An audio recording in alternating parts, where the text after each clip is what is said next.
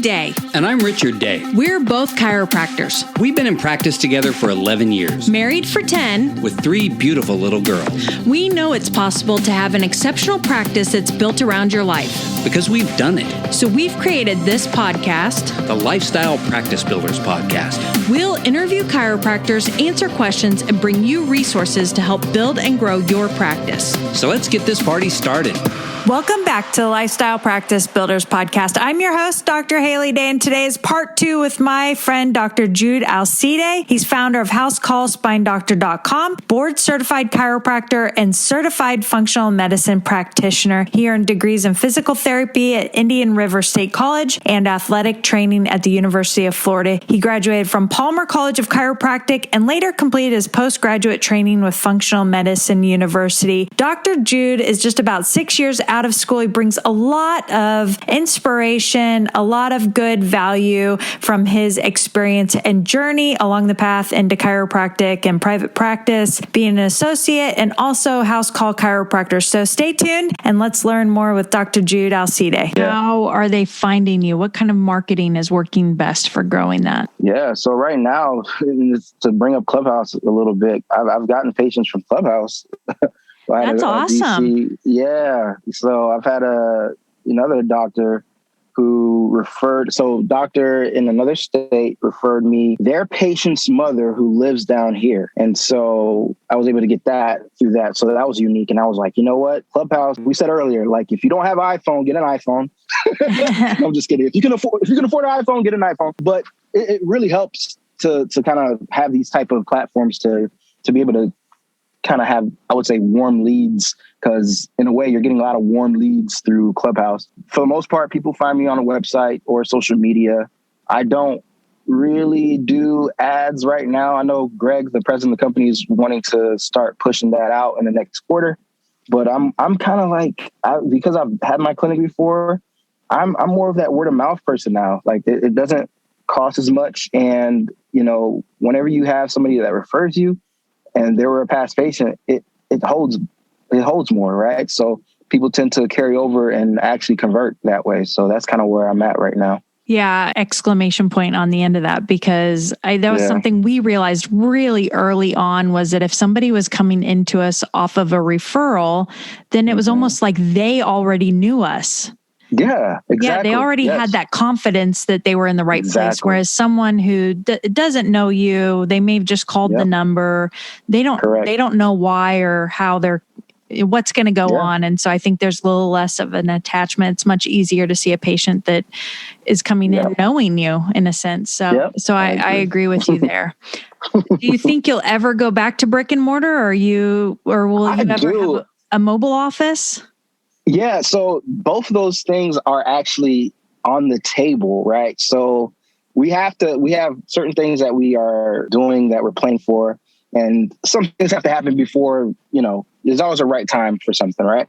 So our plan, and hopefully this can happen, because there's a saying, when you plan, God laughs something, and I can say that's true because I've had plans that didn't work out the way they did, but at the end of the day, they worked out. But my plan is to get House Call to be almost like a self-sustaining company.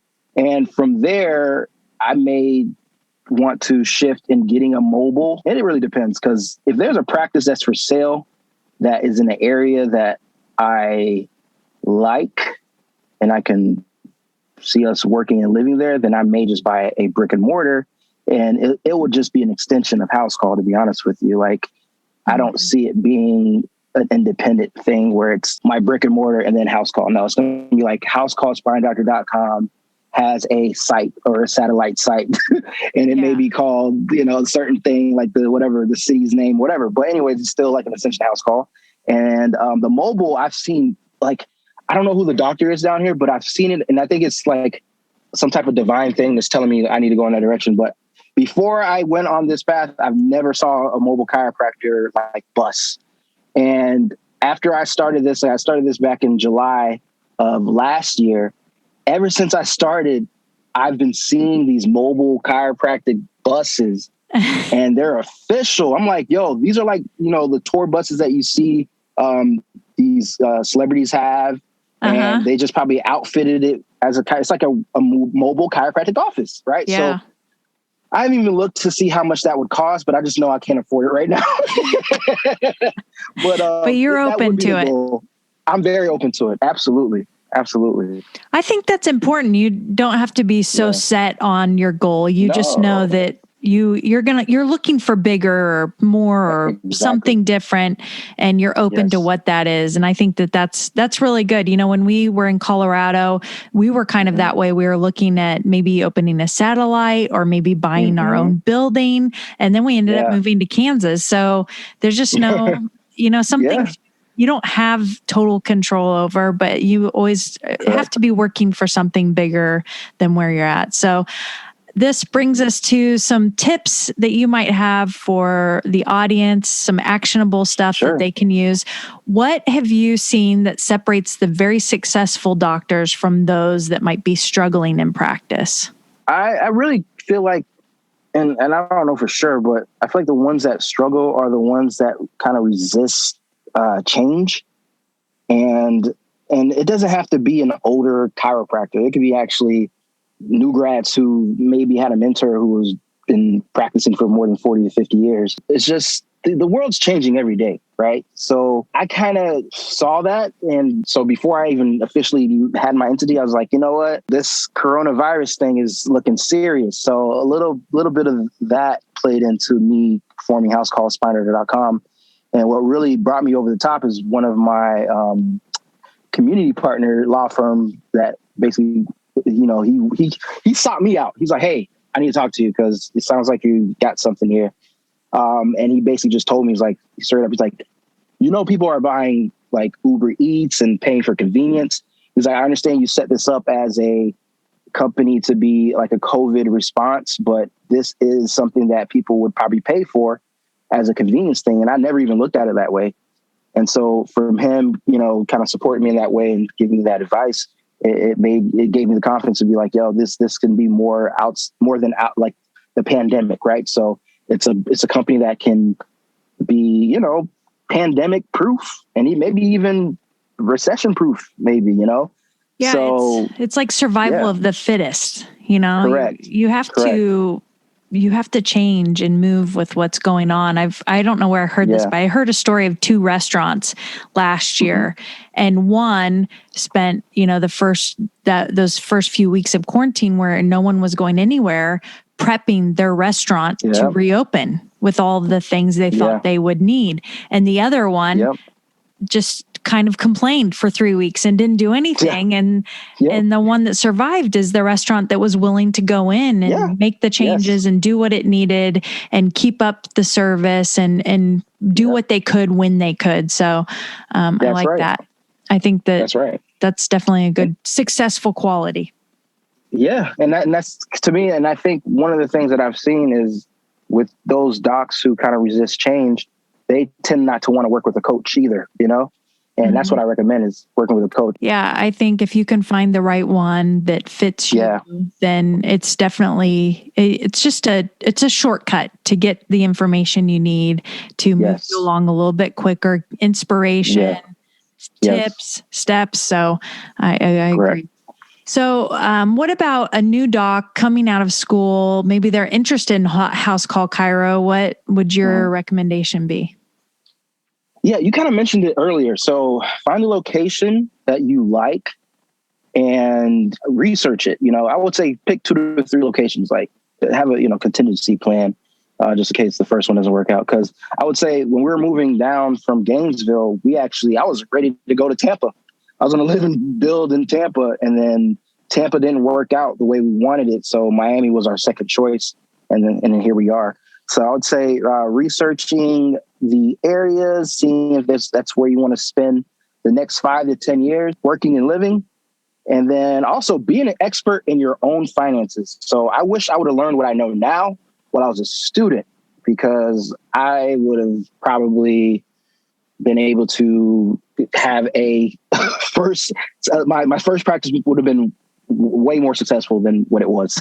Right. So being able to, when I say be an expert of your finances is like knowing when things are coming out of your account, knowing when things may come out of your account in the next 6 months. Like I didn't get that premise because I think with me, I was just not focused on finances. But now that I have to be focused on finances, I have a system.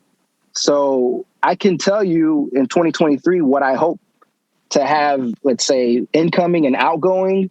And, of course, there's going to be some change as things pop up, but I leave room for that, too. And that's another thing.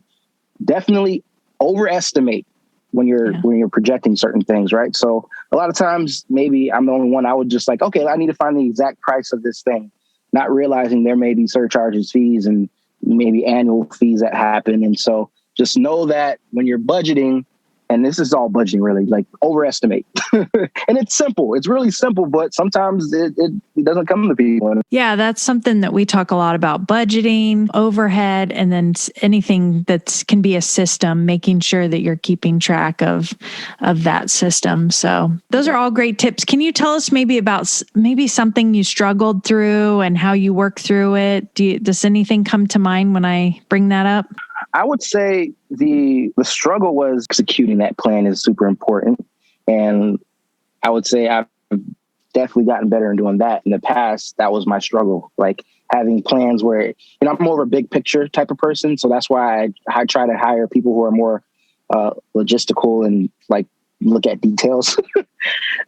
So, that's my struggle, is being able to be more granular and not just all big picture, That's good advice. So do you have a favorite book that you recommend, something that you've maybe read in the last year or so that you think? Oh yeah. So this book, and I brought this up earlier. So E-Myth Chiropractor with Dr. Frank Savinsky and Michael E. Gerber. They have other books too, E-Myth, whatever, I think accountants and stuff, but they have one for chiropractors. And that's a book that you can just read whenever. Like I've read it at least 2 times, front to back. And I'll usually open it up when I need to find some information that may help me with my train of thought at the moment. But that book there has been an integral part in just my chiropractic walk and being able to make decisions.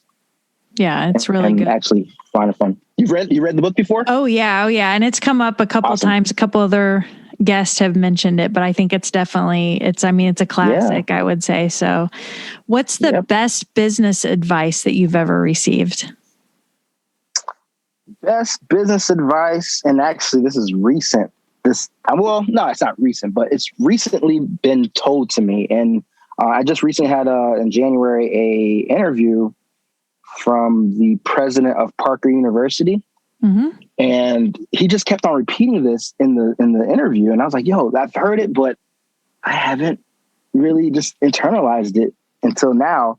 And what he kept on saying was, it's not how much you make, it's how much you keep. And I was like, yes, I agree. That's actually kind of what I'm trying to do right now. It's like not having an overhead for, with brick and mortar, not having to deal with, hiring a bunch of staff because you bill insurance and all this stuff, there are a lot of chiropractors that probably make a lot of money, but their expenses are probably super high as well. So at the end of the day, how much did you keep? Yeah, that's actually something we hammer over and over and over. I think for us, it was all low overhead all the time. I mean, from the beginning. Yeah. And I think some of these coaching brands, they tell you how much the practice is making, but they don't tell you how much the doctor is keeping. And how much do you want to work?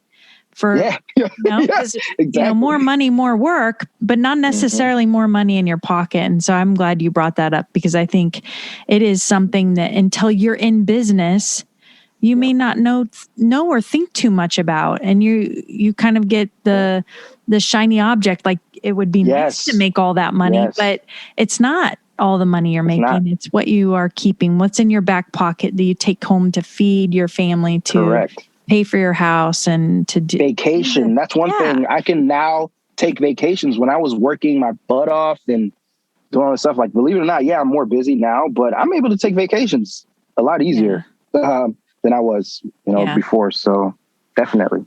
Well, I love that. Thank you for sharing that. So what's the best way for people to connect with you? They hear you on this podcast. They love what you have to say. How can they find you? The best way, honestly, is like just texting me. And I'm going to give you my number right now. It's 954-758-9527. Again, it's 954-758-9527. That comes directly to my phone, and I'm able to respond back right away. Of course, you can go on the website, housecallspinedoctor.com, or we have a toll-free number. Call the toll-free number. It's 800-315-7611. My extension directly is 357. And again, that goes right to my phone, but text is better for me. That's awesome. Sure. Thank you so much for being on. And they can find you on Clubhouse. If we haven't mentioned it enough, people need to get on Clubhouse. Reach out to Jude. Reach out to me. We have invites. Yes. We want to bring you on the platform. We do have invites. It's such a good way to, I think it's hard because who wants another social media platform, right? Know. And, but I really have found so much value in, like you said, connecting with other healthcare practitioners in another part of the country that's or the world. Or the world. It could be anywhere. Yes. So I think that there's just so much room for that to develop. And I'm glad you came on and you're helping me pimp Clubhouse. I'm glad to do it. Okay. Well, thank you so much. I appreciate you. I appreciate your time and sharing your journey with us. Thank you so much. I appreciate you. Take care. You too. If you enjoyed this podcast episode, please share it with your friends on Instagram and Facebook. And for those of you who are already subscribers, we really appreciate it. Thanks for the reviews. We love reading those and knowing that you're loving the podcast. If you're looking for more tips and inspiration, be sure to check us out at lifestylepracticebuilders.com or join our business and marketing Facebook group for chiropractors at facebook.com/group/lifestylepractice.